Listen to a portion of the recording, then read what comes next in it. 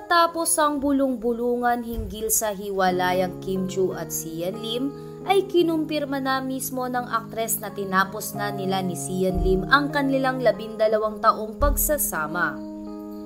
Sa pamamagitan nga ng Instagram account ni Kim Chiu ay naglabas ito ng statement hinggil sa breakup nila ni Sian Lim. Ayon kay Kim Chiu sa kanyang Instagram account kalakip ng black and white pictures nila ni Sian Lim, "End of a love story. It took me a while to say this until today. We owe our supporters the truth, but we also respect each other's time of healing. In a relationship, love is always a significant factor, but sometimes love is not enough.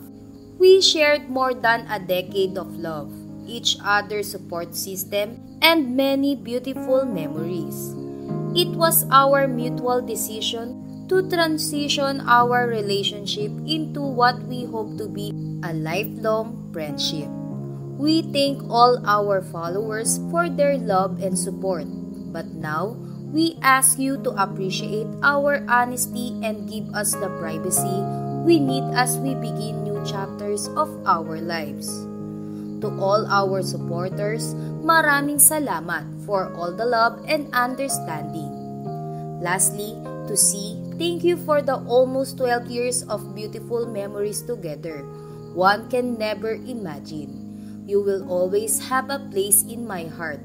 Thank you for showing me what love is." As we close this chapter of our lives, I am asking for everyone's kindness and respect. I hope this clears everything as we all move forward with our lives. Sa kabilang banda, kaagad na naghayag naman ng suporta ang mga kaibigan ni Kim Chiu sa industriya.